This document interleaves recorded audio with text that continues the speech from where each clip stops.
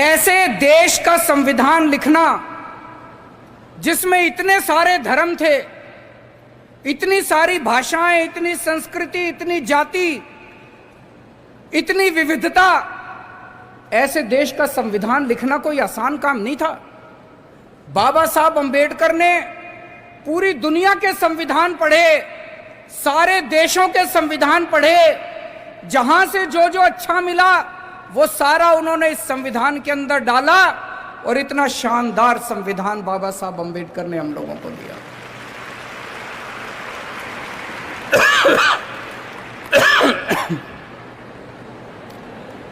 मैं जितना इस संविधान को पढ़ता हूं, मुझे लगता है अगर हमारे देश का संविधान एक दिन के लिए, केवल एक दिन के लिए अगर ईमानदारी से लागू कर दिया जाए,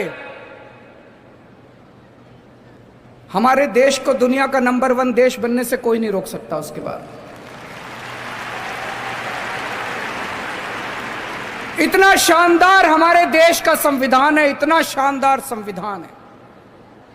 पिछले 5 साल के अंदर दिल्ली में हमें दिल्ली की जनता ने मौका दिया। पिछले 5 साल में दिल्ली के अंदर हम दिल्ली सरकार इसी संविधान के हिसाब से चलाने की कोशिश कर रहे हैं और नतीजे आप सब लोगों के सामने हैं। संविधान में लिखा है बराबरी का अधिकार होगा। अभी कई बच्चों ने बात की ना, बराबरी की बात की, इक्वालिटी की बात की, बराबरी का अधिकार होगा। अभी तक यहां इतने सारे बच्चे बैठे हैं, अगर कोई बच्चा गरीब घर में पैदा होता था और कोई बच्चा अमीर घर में पैदा होता था, क्या उनको बराबर की शिक्षा मिलती थी? नहीं मिलती थी। तो क्या बराबरी का अधिकार था? नहीं था। मैं आपका मुख्यमंत्री हूं, हम सरकार चला रहे हैं। सरकार की नजरों में, मुख्यमंत्री की नजरों में, एक बच्चा अगर गरीब घर में पैदा होता है और एक बच्चा अमीर घर में पैदा होता है, मेरे लिए तो मेरे दोनों बच्चे बराबर हैं। मैं उन दोनों बच्चों के बीच में फर्क नहीं कर सकता।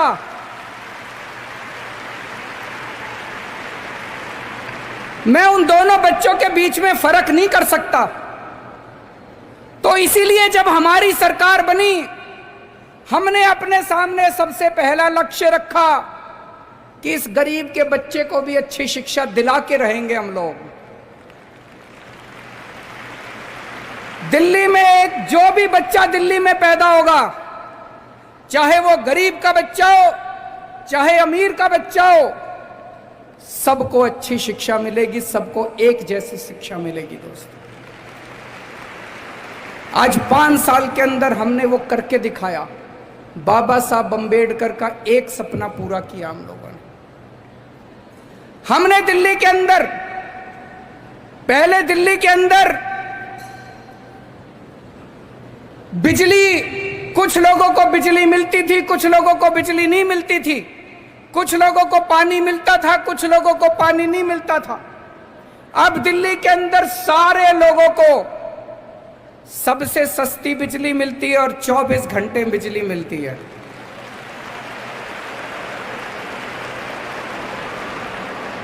गरीबों को फ्री बिजली मिलती है, अमीरों को सस्ती बिजली मिलती है, लेकिन बिजली सब लोगों को मिलती है। बराबरी का अधिकार दिया है दिल्ली के लोगों को। हमारे संविधान में लिखा है जीने का अधिकार होगा। पहले एक गरीब आदमी के घर अगर कोई बीमार होता था, वो सरकारी अस्पताल में जाता था, सरकारी अस्पताल में इलाज का बुरा हाल था।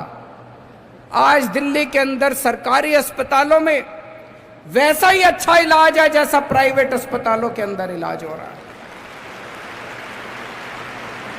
लोगों को हमने जीने का अधिकार दिया है।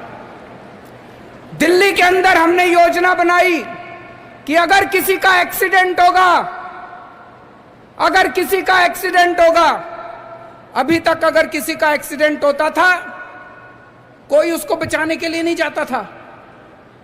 वो बेचारा सड़क पे पड़ा रहता था, लोग सड़क पे गुजर जाया करते थे, लोगों को लगता था मैं क्यों पचड़े में पड़ूं, मैं अगर इसको अस्पताल में ले गया तो अस्पताल वाले मेरे से पैसे मांगेंगे।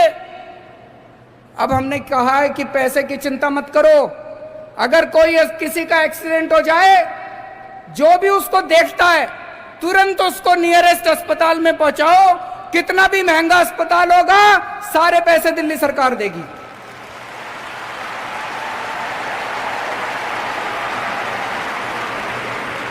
हमारे लिए एक एक जान कीमती है, हमारे लिए आप सब लोगों की जान कीमती है, आप सब बच्चों की जान कीमती है, आपके माँ बाप की, आपके दोस्तों की, आपके रिश्तेदारों की जान कीमती है। हमने जीने का अधिकार दिया है दिल्ली के लोगों को। संविधान में लिखा है गरीबी दूर करेंगे। गरीबी कैसे दूर होगी?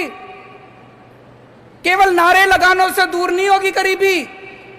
हमने दिल्ली के गरीबों का मिनिमम वेज बढ़ाया, एक एक गरीब मजदूर को, एक एक गरीब कर्मचारी को हमने 15-15 हजार रुपए महीने की तनख्वाह दिलवाई। गरीबी तब दूर होगी दोस्तों।